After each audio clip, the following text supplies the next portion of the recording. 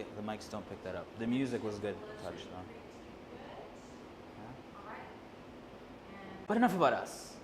We're here today with a place I've been wanting to interview for a hot minute, and I'm so glad that it is our final spot.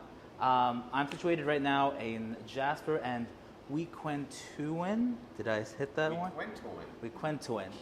And in Wet'suwet'en is the home and beautiful Dawn. They are the two owners of fn'za. How are you two?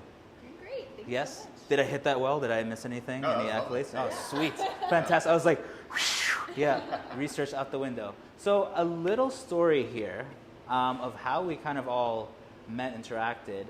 And I said, okay, now we have to go over and we have to see her because that's quite the claim. I know her. And then it clicked that we went to high school together. But the reason I bring this up is because not only was that class just way too much stuff and oh my gosh, I don't know what we were thinking. Suddenly, in this whiplash, it's I do this and I was like, what? So I know that obviously we all change and time goes by. But Erin, how did you kind of go from that state that I knew you into such a culinary expert? What was that journey like? And you don't have to tell us from high school. But I'm saying was that always the aim? Was that something you had shared and I just whooshed during class and never knew? Definitely not. Okay. Yeah. My diet was predominantly Caesar salads and chicken nuggets. Yeah. Occasionally, would branch into hummus, and that was very crazy. No. It was kind of just a gradual shift. I mean, my dad did a ton of cooking growing up, and I always kind of admired his culinary skills, how we could just throw things together. But as far as my own diet, I don't know. I think just as I got older, I started working in restaurants, I started trying new things, I started getting in the kitchen more as well, and just over the years that kind of evolved. And then once I got into nutrition, obviously, that's really when I started playing a lot more in the kitchen. Of course. And, the ingredients in my food changed a little bit. No. Although I do still love chicken nuggets. So. Oh, really? Okay, great. No, because I just remember I was like, how did? And then that was the whiplash, and I was trying. You know what? People grow up, people change. Surely I should know this. But I wanted to ask about fn'za. First of all, the name's great. We'll let you folks decipher it on your own. But fantastic. But how did you two kind of come up with the idea of yes, this, and then also Edmonton too? I'm going to leave that one to Dawn here.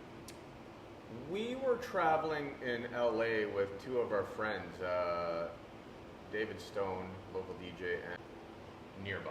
And we found a place, a little hole in the wall. There's nothing else around. We went and were completely baffled by how good it was. It was just blown away by this place called Superfine.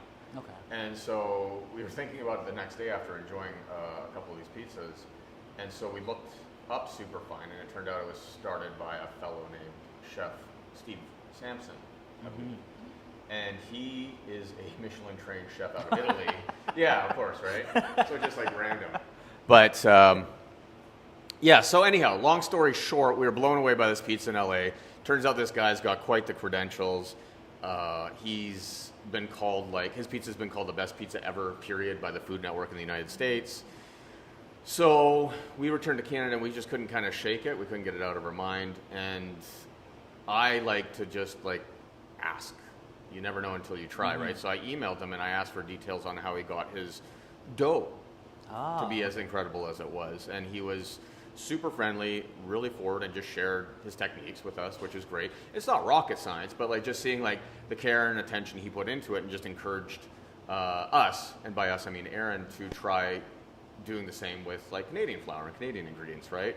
And that was back in 2019. And so that kind of started the experiment. And then the pandemic, so we had lots of time to experiment at home. But Erin kind of evolved it into her own creation. So that was a good starting point, obviously, the best starting point you could possibly get. And thank you, Chef Steve, for that. We owe him some flowers. But from there, yeah, Erin evolved it, and with her background, she kind of decided to turn it into a sourdough product, which is really nice.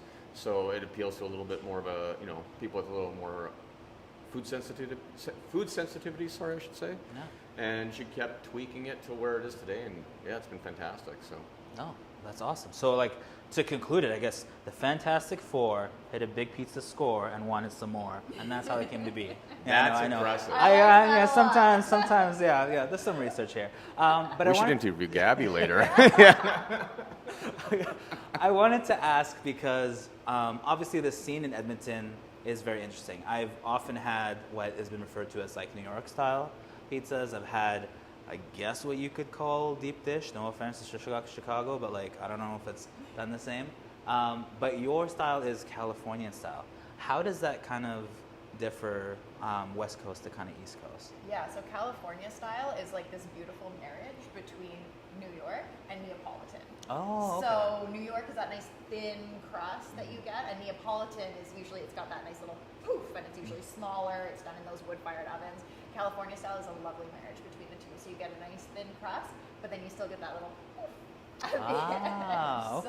Okay. And California style also gives you a little bit more room to play. You know, New York style has kind of its traditional toppings, your traditional types of pizzas, and same with Neapolitan, very rooted in old world, that old school Italian philosophy. California, kind of, you just get to play a little bit more, I find. You have a little, you can kind of just, if it sounds like it would be good on a pizza, you can play with it. It can get a little bit funkier in terms of toppings, so yeah. Awesome. It's nice because it's uninhibited by tradition, right? Where like that's the biggest thing for us, particularly with Erin traveling as much as she does for work, that you read the Wikipedia page for like Neapolitan pizza, count how many times the word must appears in the first couple paragraphs. Must be this, must do this, must.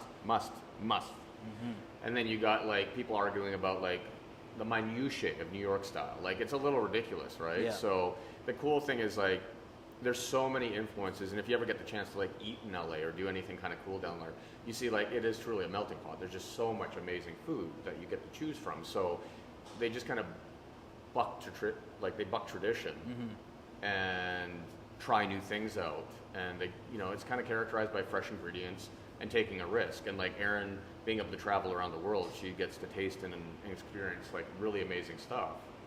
So why not kind of explore that fusion in pizza? And then when you think about it, like we had Funky Pickle that did that a while back, right? Yes. And they closed down. And, Rest in peace. But, yeah, exactly. R.I.P. Yeah. They're living it up in the UK now, as far as I understand. But nobody ever filled that hole. That's right. And a lot of menus look the same across the city. Like a lot of them are about 3/4 the same stuff. So that was a huge opportunity for Erin to kind of flex her muscles, I think, and try some new stuff out here and kind of wow people with new flavors and experiment a bit. No, that's fantastic. And I agree with you because many a times, like you'll open a menu, it's like a Supreme, a Canadian. Like you kind of, after a while, like a Hawaiian, and you get it. And it's like, yes, they can add certain elements, subtract certain elements, but it's like, ultimately you're getting the same. And there's no one kind of like, you said, like experimenting. Like certainly with this menu, like the Big F and Dill, for example, like pickles on pickles on pickles.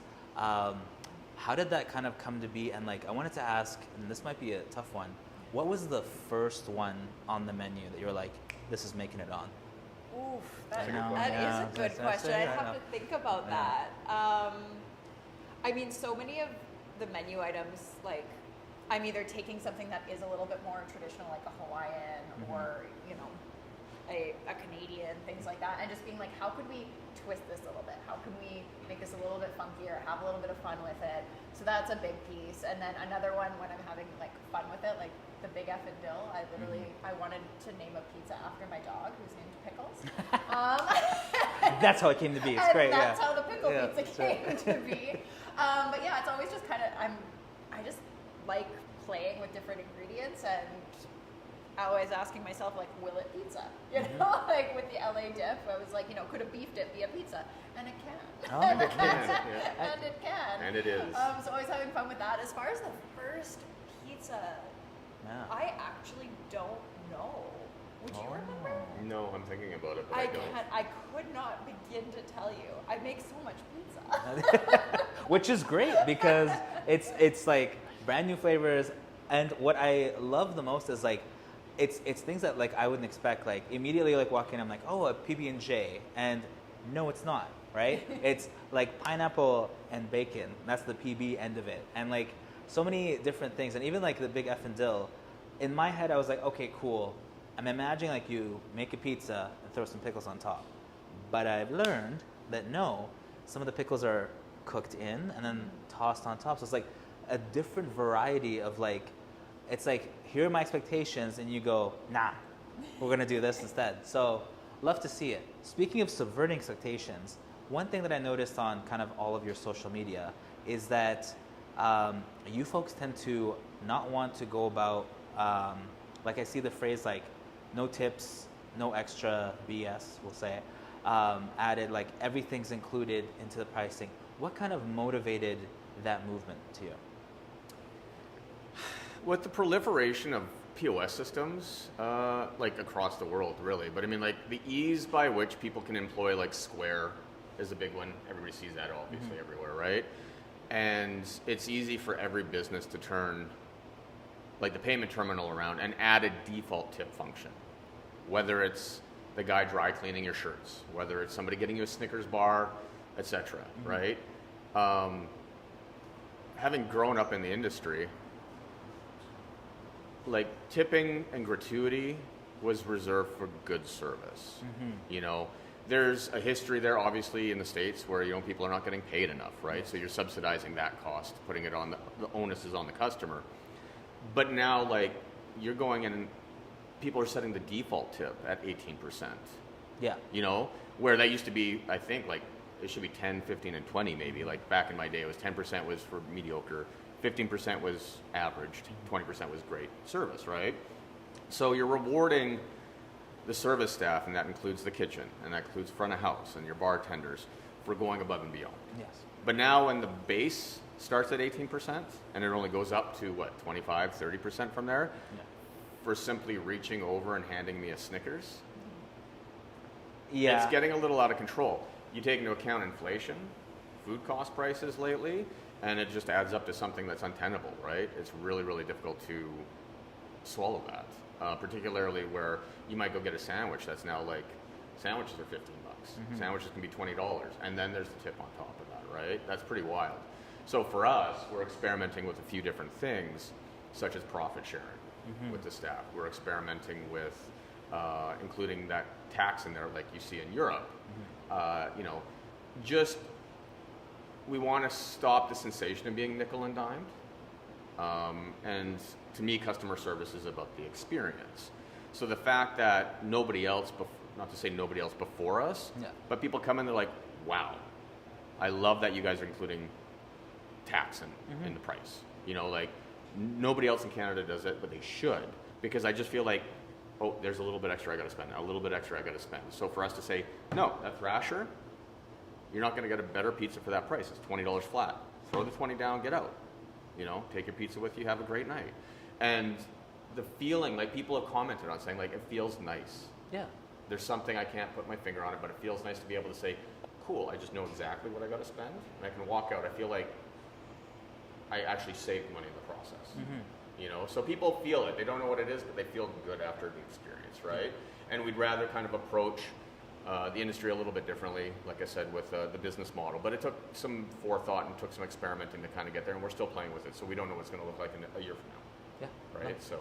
And that's totally fair, and like I said, I love that idea, and it was so unique that it like kind of stuck out to me. But also on top of that, there's also like this fear as the consumer that you're like, well, I don't know. And sometimes when things are pointed to you and you just ordered, I'm like, I don't know what I should tip you. I just got here. Like, there's a shame element to it. Yeah, almost, like, and right? like, and there's so an I'm episode like, of South Park where it's all about like exactly. Randy, like just like goes to Whole Foods. He's like, would you like to donate to the children? He's like, no, not this time. And like everybody's staring at him. It's the same thing. Like, and it takes extra button presses. Yes. That's the problem. I can either go in and buy something that's $1, but then you're asking me to tip 18, 20%. Or I have to manually go through all the extra steps to opt out and leave a normal tip, 15%, or 10%, or even if I wanted to. But then I'm embarrassed because of the extra time and steps, and people are sitting there watching. And I know everybody behind me is thinking the same thing, but you don't want to kind of like be the odd man out sometimes. So it is a little embarrassing. And the fact that retailers and staff are putting the onus on the customer to feel embarrassed and shamed, that's shoddy. Is what that is. So we wanted to kind of just remove that part of the process and let people feel a little bit better about what they're buying. No, and it's amazing that like on top of like just also changing up the flavors to how the pizza is presented, you're changing up like other elements to make it happen? I know that you also you're getting high praise for bringing in Olipop, is it, as well? Yeah. Other elements. Are there any plans kind of going forward for other elements you'd like to introduce as time goes on? Oh. I mean, we're always looking at, like, we love importing, you know, different things. Like, we've got the Olipop we bring in from California. We've got our New World Brightland olive oil. We love bringing in even just, you know, cool non-alcoholic cocktails and things like that. We're always looking to expand the menu as well. Like, we're getting salads up there, getting some different beverage options going. So it's kind of just an ongoing process of continuing to find things that we think will make the customer experience feel great, and a place that, you know, we want to hang out, a place that we would want to go, you know, buy that beverage from or that product from. We're always kind of continuing to. We have other imports too. So the neat thing is, like, on our travels or in her travels too, like, there's a lot of cool stuff you can get in Canada, but there's a lot you can't just get in Canada, right? There's sometimes equivalents, but like Olipop, there's no equivalent. It's just a better, superior product in every way. So we go through the extra effort of importing it, right? Same thing, you can get like nice chili oils out of, you know, Chinatown or from the markets, but we're bringing in like 3 of the top brands out of Los Angeles in that field, and each one's unique and amazing in its own way, right? So you can either get like the affordable one, which is fantastic, I eat it by the boatload, or you want to try something a little more elevated if you have the palate for it, we're bringing them in, so. No, that's amazing. Yeah. And I wanted to touch base that, like, being located in Wequentuin, I believe from research, and don't quote me on this, that it stands for Friends Coming Together, if I'm not mistaken. I think Circle of Friends, what it means, yeah. Okay, there we go. I completely got it wrong. I killed it. But I wanted to ask, because where you folks are situated, it's kind of like we're becoming a hub where it is a variety of like local businesses that are aiming to kind of work together to, if it hasn't already, become like its own little district where you can like, for example, hop into Split or come here and like pick up everything. How has that kind of been for you folks, and are you excited for it? What are the challenges that you kind of foresee? I love this neighborhood. I'm so glad we ended up in this location because, like you said, all the businesses opening around here, ones that were existing, new ones popping up, I think it's become such a cool little hub. The community around it, and like everybody who lives around this area have been so welcoming. They love seeing new businesses pop up, and I think every new business that comes up, it's like a rising tide kind of thing. You know, you get more foot traffic, you get more people wanting to bop around, and there is like a cool little like hub coming around these few blocks. So I would say it's been nothing but a pleasure being over here and seeing like other businesses pop up. Like Daniel Costa's new place opening up is amazing because it's just more foot traffic, it's more people in the area, which we love. So no, fantastic. And it's like, it's been nothing but high praise. If you go to any of the businesses, they're like, you have to stop by and visit. Like, and like it's I don't want to say aggressive, more than passionate. Because like, with like Joanne, even she was like, you have to see Aaron. And I was like, okay, I will. I don't know who Aaron is at the time. Like I don't know what's going on, but I'll go visit. I'll make sure. Will not lie to you folks. When we did come here and we came to visit, I had to try the pizza because it smelled amazing. Again, like I always say, I wish smell-o-vision was a thing, but I could just smell the flavors and everything. And the one I had kind of ordered immediately was like the yuzu cruise. Can you tell us about that one? Because many people I've talked to, and like when I'm like, like I had yuzu cruise, and I was like, I'm like, Japanese barbecue? I don't know. I'm failing to describe it, but I'm like, you just have to go there and try it. Like that's the bottom line. How did that one come to be? Yeah, so I wanted a barbecue chicken pizza on the menu because I love a good barbecue chicken pizza. But like I said, with every pizza, even if we're doing something kind of more traditional, I always like to think, how can we switch this up a little bit? How can we have a little bit more fun, make it something a little bit more unique? So for this one, I was like, well, what if we went just a little bit Japanese with it? So it started with actually a yuzu barbecue sauce that I had tried. A friend of ours had actually gifted to us. And I was like, ooh, like what if we tried using a different kind of barbecue sauce on here? And that was kind of the foundations. And then from there, I adapted my own yuzu barbecue sauce recipe. So it's got like a little bit of the citrus, a little bit of that sweet, a little bit of the acidity from like rice vinegar and things like that. And then we also marinate our chicken. So rather than just doing your standard barbecue sauce, we do like a soy, ginger, garlic kind of marinade and like braise our chicken and do kind of a pulled chicken product on it. And then we add in our mushrooms. We've got some red onion on there, and then cilantro and green onion and sesame seeds kind of bring it all together. Ooh. So it's just kind of like every step of the process, I'm like, how could we make this like a little different? How could we twist this just a little bit? And we just went the Japanese route with that one. No, that's fantastic. I loved it. I had it multiple times. It's just great, and I have to say that there was nowhere, like the thing is like, even if I were like, you know what, because sometimes like I'm out north side, I'm kind of not in the city, and I'm like, I do have to stop by. I'm like, maybe I can try to substitute, and it never does, and it never works because it's not quite the same. One of the big praises that you folks have gotten, because we did do some research, is that people are talking about the dough and how you can basically grab a slice, pick it up, eat it, and you're not like oily and grease and everything. And it's just like the whole notion of like, if someone had left the pizza on the counter and you snuck a slice, there would be no evidence, like grease or anything. How do you go about finding that perfect balance where it's like so beautifully cooked at the bottom and it holds its form, but also the grease factor is like evaporated?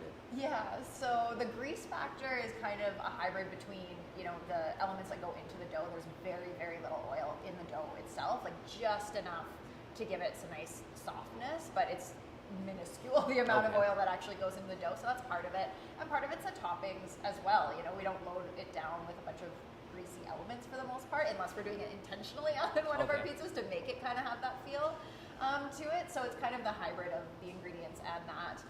But then as far as the structure of the dough and everything, it's, you know, the sourdough makes a big difference on like the structure of the crust, the flavor on it, the proofing, you know, that we give it time. It's not something that we just like throw together and can make the same day. It needs time to properly proof and come together. That adds the flavor and the texture as well. And then obviously cooking it is a big element of it as well. We have our deck oven, which gives that nice crisp on the bottom, allows us to get that nice proof on the crust. So it's kind of, it's the recipes, it's the technique, it's the time that goes into it that all kind of comes together into that little perfect pie.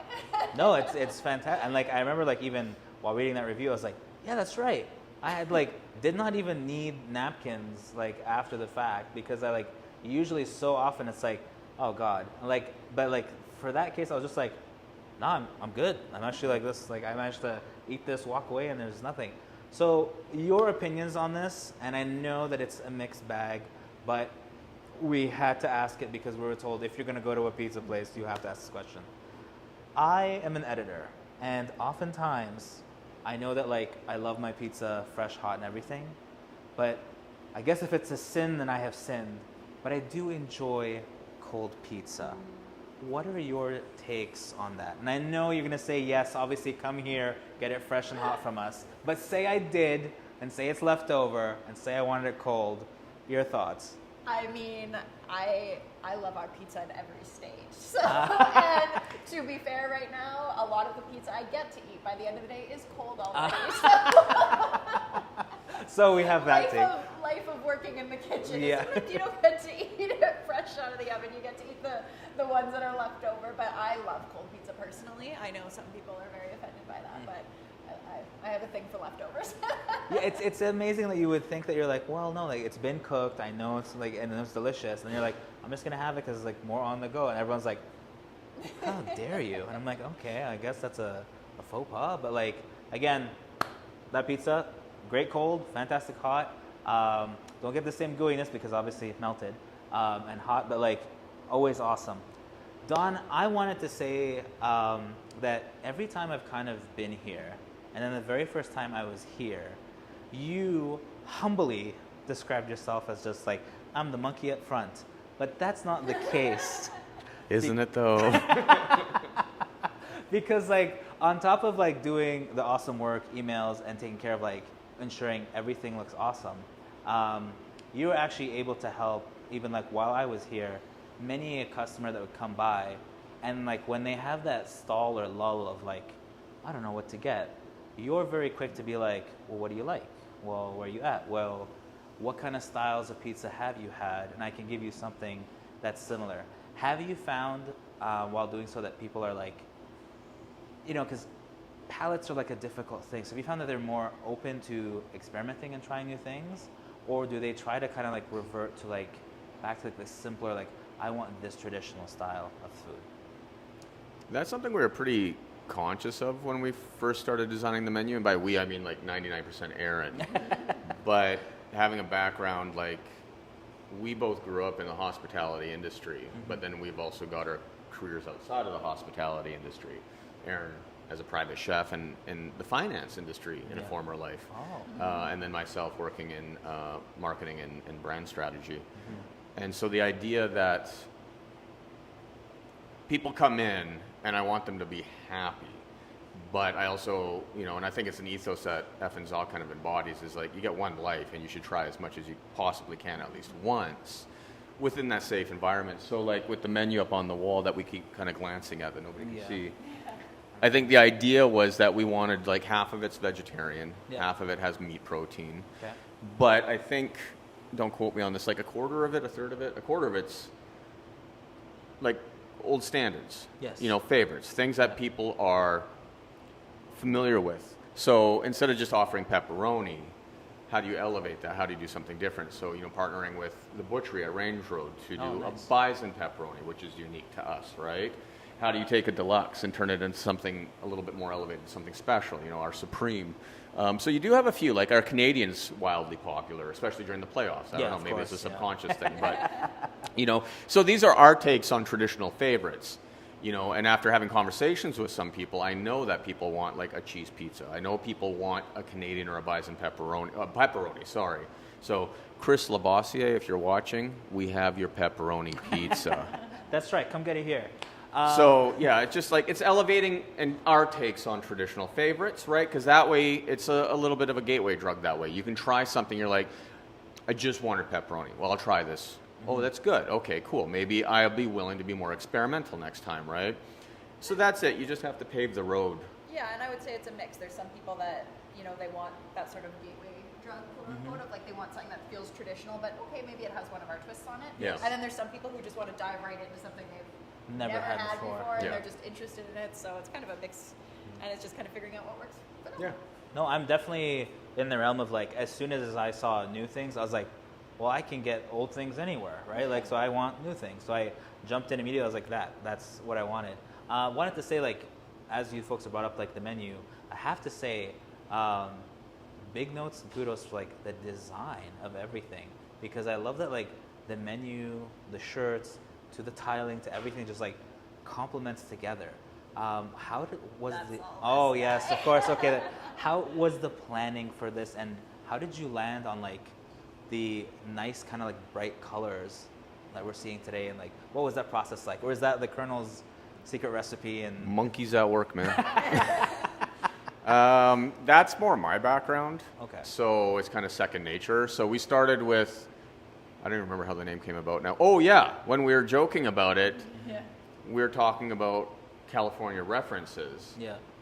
And Guns N' Roses. Ah. So the name started as a joke, as a reference to Guns N' Roses, back when they used to have their tour shirts and everybody used to call them GNFNR, right? Remember? I don't know. I'm dating myself. I'm a little bit older than you guys. I'm with you. So yeah, with GNFNR, so I think the actual very first version we did was fn'za. And they were like, that's way too long and stupid to say. And it just over time got shortened to fn'za. And from there, the juxtaposition of the name, you're giving people kind of like, people usually like, especially like older people kind of giggle a little bit because you're giving them permission to say something that they already say anyhow. Yeah. But there's this social mores about what you're allowed to do, right?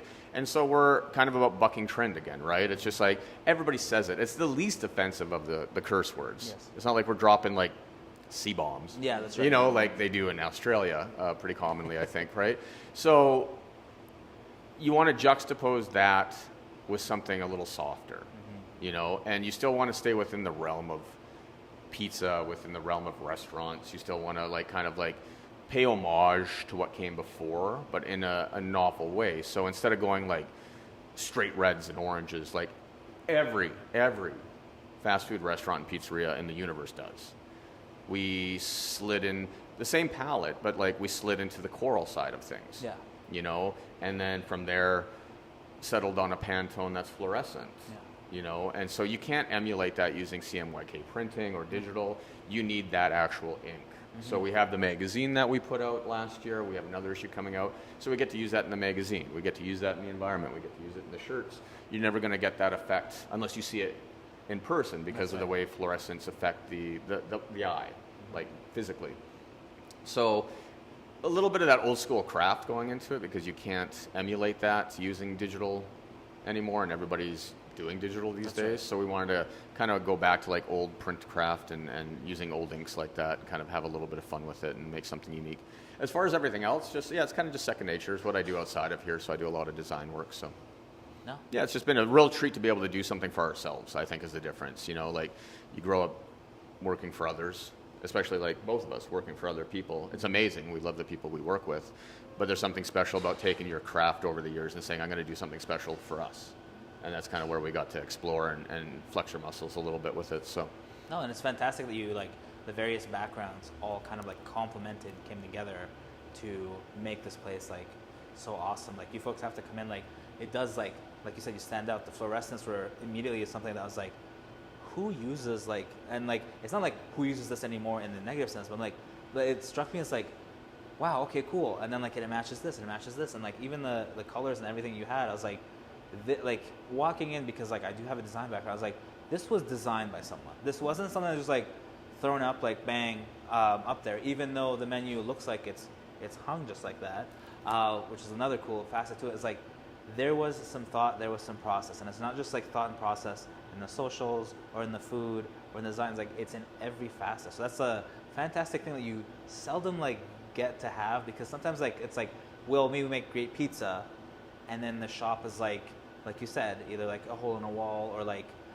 just heavy reds, and like there's no thought given to the shop has to look like this. There's no thought given to the design of like everything we have, and like with the name especially, I'm so happy that someone told you that like way too long, bring it down, like taking out the in Facebook, like that kind of thing, because there are names for chains that I'm like, that is way too long, and if you had to put it or like list a site, it's like and I'm like, people are going to forget it. And this was so easy to just like, we know what it stands for, we know it's condensed, and thought has been put into it. So awesome there. There's no question there. It's just praise.